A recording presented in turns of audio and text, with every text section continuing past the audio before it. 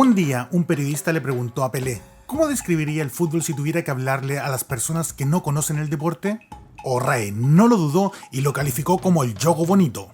Sobre la misma, el periodista le consultó cómo describiría a su equipo, el Brasil de 1970, a lo que Pelé respondió que eran el equipo bello.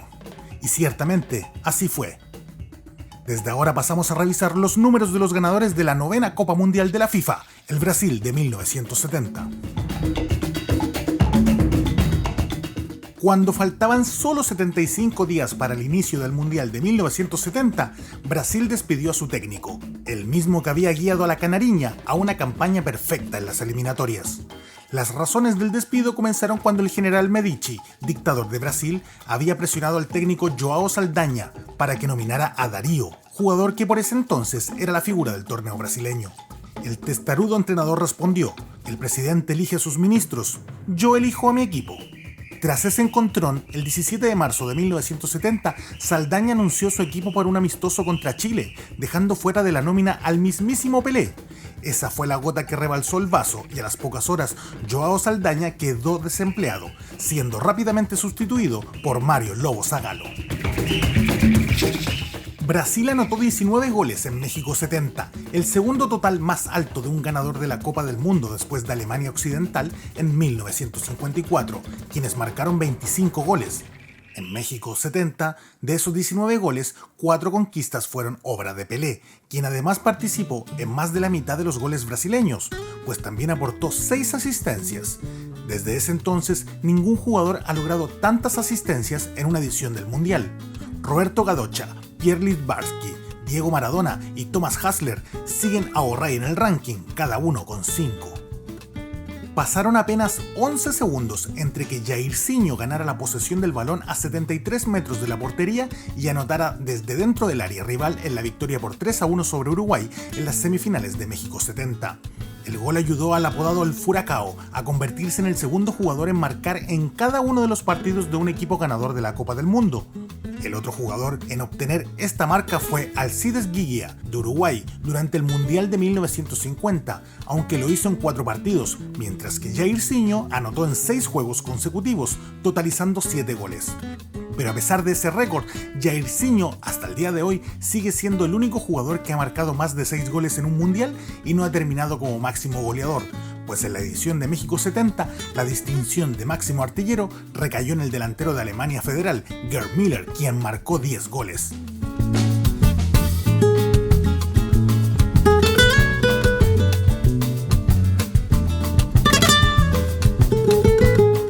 Ocho meses antes de que comenzara México 1970, el jugador Tostão, máxima figura de Brasil en las eliminatorias para ese mundial, le dijeron que nunca más podría volver a jugar al fútbol. Esto porque el defensa del Corinthians, Ditao, aplastó al ícono del Cruzeiro, hiriendo su ojo y provocando un desprendimiento de retina, que los médicos temían que lo dejara ciego permanentemente. Después de una cirugía en Houston, Tostão recibió la autorización para volver a entrenar apenas 2 meses y medio antes de la Copa del Mundo de 1970. Sin embargo, al principio Tostão tenía miedo de cabecear el balón, por lo que Zagallo, en conjunto del médico brasileño Lídio Toledo, pensaron que mejor no era buena idea convocarlo al Mundial. Hasta que en el último minuto, la persuasión de Pelé ayudó a convencerlos de lo contrario. Tostão finalmente fue al Mundial y anotó 2 goles y dio 4 asistencias. Tras la premiación, Tostão le entregó su medalla de campeón mundial al Dr. Roberto Abdala, el hombre que lo había operado en Houston. La plantilla de Brasil en México 70 incluía 5 jugadores menores de 21 años, algo inusual por aquellos tiempos. De hecho, ningún otro país tenía más de uno. Marco Antonio fue uno de los 3 jóvenes menores de 20 años del torneo, mientras que Clodoaldo, Edu, Leao y Paulo César Cajú fueron 4 de los 5 jóvenes de 20 años. De hecho, Edu a sus 20 años eclipsó a Pelé como el jugador más joven en la historia en ir a un segundo mundial. Clodoaldo, un mediocampista defensivo, superó a 4 oponentes en 4 segundos en el camino hacia el icónico gol de Carlos Alberto en la final del Mundial de 1970. El número 5 de Brasil empleó rápidos juegos de pies, movimientos de cadera y regates para engañar a Gianni Rivera, Angelo Domengini, Giancarlo De Sisti y Antonio Giuliano en un espacio aparentemente inexistente. En aquella mítica escena, 8 de los 11 jugadores de campo de Brasil estuvieron involucrados en la jugada, que culminó con un gol de Carlos Alberto, quien estuvo galopeando por la derecha, para luego anotar un gol tras recibir un pase de Pelé. Pelé se quedó a solo 3 minutos de convertirse en el primer hombre en marcar en 4 mundiales. O Rei adelantó a Brasil contra Checoslovaquia en su primer partido justo antes de la hora, solo para descubrir que el jugador de Alemania Federal, Uwe Seeler, la había superado en la distinción.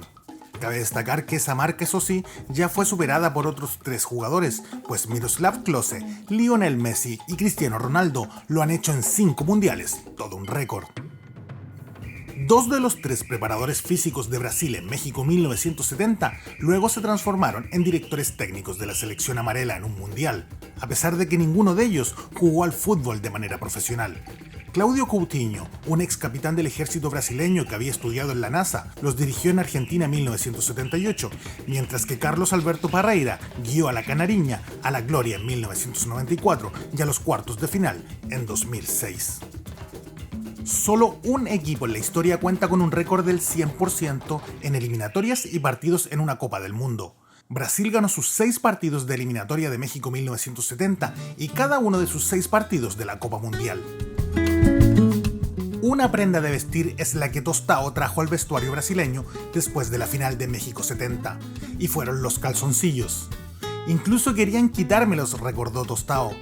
Los mexicanos que habían invadido el césped del Estadio Azteca en busca de souvenir le quitaron todo al número 9 de la Canariña. Pelé, otro de los que sufrió con la avalancha de los hinchas, al menos tenía una prenda más que su compañero de ataque.